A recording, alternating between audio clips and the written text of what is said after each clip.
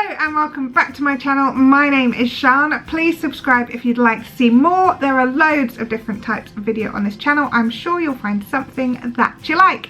Today I'm back with my What I Wish I'd Known series, and today I'm talking about what I wish I'd known about being self-employed. This might not seem like the kind of most exciting topic that there is, but I thought I'd talk about it. I was employed from the age of 17 when I first left home and started working in London, and I stopped being employed when I was 31, when I was made redundant from the NHS.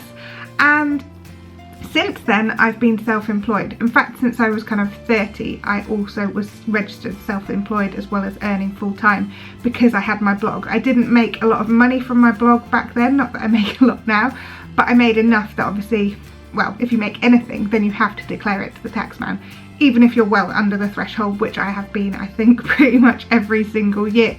But then also when I came to take over the B&B, I had to be self-employed for that, although it's self-employed in a partnership, so it's slightly different. But when I first started out, I really didn't know anything. I didn't know about tax returns, I didn't know about accountants, I didn't know what I could claim for, what I couldn't claim for. I found it all really confusing. I will link below some blog posts and some websites which I found really useful when I first started out. So here are a few things that I wish I'd known before I kind of set out as self-employed. It wouldn't have changed anything, but it might have made the process a bit simpler. First thing I learned is that it is easier to keep on top of your accounts if you do them every single month. I know that's not exciting, I know that's not like, woo, go accounts. I mean, you might like accounts, in which case, brilliant, you can do them every month. But if you do them every month, then there's no kind of like massive rush or urgency or panic when you've got to suddenly do them all and you've got to get everything in.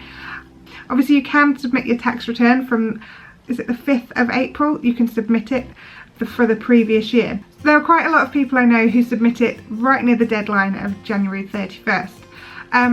And I have been that person, but what I've found over the years is if I keep on top of it with a monthly spreadsheet, then I just, when it gets to the end of the year, all I do is kind of look at the spreadsheet and it's all there, it's all done, and there's no kind of massive panic, there's nothing huge that I have to do. It's just there, and I can collate it really easily, I can work it out really easily, work out if I need to pay tax, work out how much I've made, and it's far simpler to do it that way.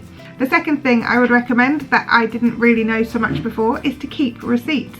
That might seem really obvious to most of you, but I had no idea that you could claim for stuff like when I went to a blog conference and stayed in a hotel, that was an expense. I didn't appreciate that, so for the first sort of year I didn't claim for anything like that.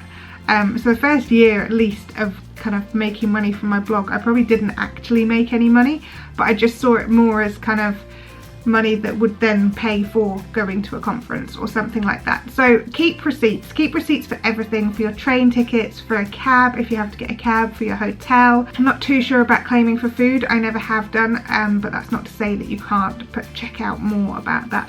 That's just something I didn't keep receipts for, that kind of stuff.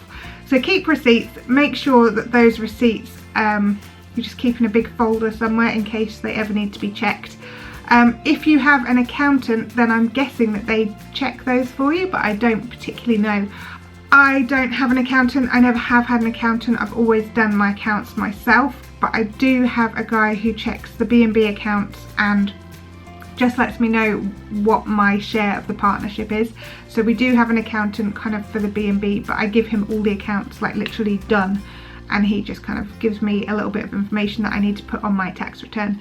So number 3 would be tied into that it's not that hard to do your own accounts. You can do it, you don't have to spend a lot of money on an accountant.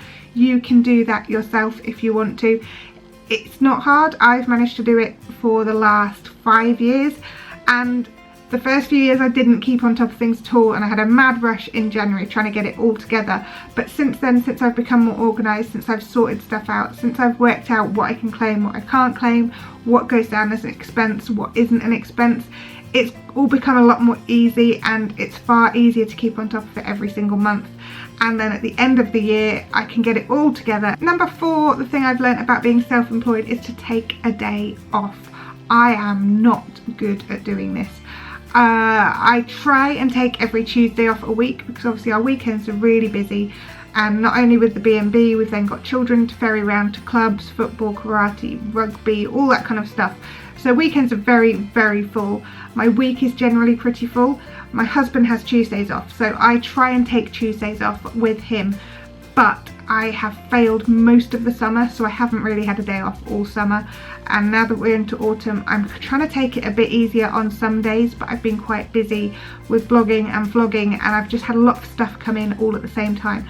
So I'm not good at taking a day off. I'm also very bad, or good, at working really late. So I'll get up at say 6 and do breakfast for people and sort out the B&B stuff, and then I will stay up till 11 working, editing videos, all that kind of stuff.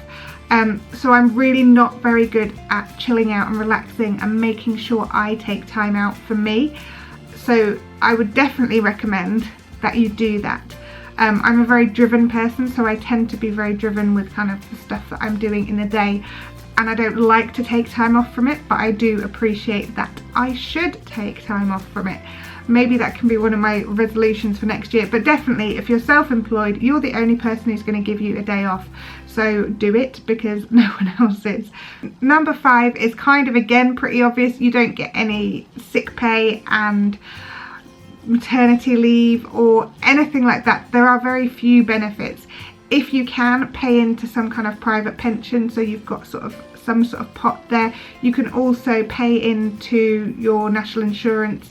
Even if you earn too little, you can still pay into it to make sure that your national insurance is topped up. I do that every year just so that I know it's there, it's being kind of added to, because I don't want to lose out on that. I don't have a pension currently. I've got an old BBC pension and an old NHS pension, but I don't think I was with either of them long enough to actually have much money in them. But there's a tiny bit of money for when I do eventually retire. But try, if you can, to save money that way. Also, if you can, put aside some money every month for when you pay your tax at the end of the year. I haven't had to pay tax yet because I haven't earned enough, but this year I think I'll be close. So putting aside a little bit of money every single month will really help, and it won't be such a shock when you have to pay tax in kind of April, March, or whatever time of year you have to pay tax. It won't be such a shock. I think those are my 5 things of what I wish I'd known before I became self-employed. I love being self-employed, so although there are things that I wish I'd known about it, there is nothing I would change about it, because I think I will really, really struggle to go back into any kind of paid employment after being self-employed. I love being my own boss, even though I'm pretty hard on myself, even though I don't give myself a day off most of the time. I love working for myself. I love spending time by myself.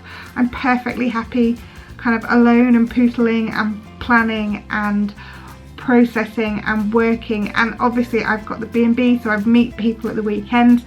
For me, it works really, really well being self-employed, and I genuinely can't imagine a time when I'm not self-employed. So I would definitely recommend, if you're thinking about it, if you're quite a driven person, if you're quite kind of organised, it's definitely something that can benefit you. I hope you've enjoyed this video. If you have, give us a thumbs up. If you would like to, then please subscribe, and if you do subscribe, don't forget to click on the little bell so you get a notification when I upload a video. At the moment I'm doing Vlogtober, so come back tomorrow for another new video. I'll see you soon. Alright, bye.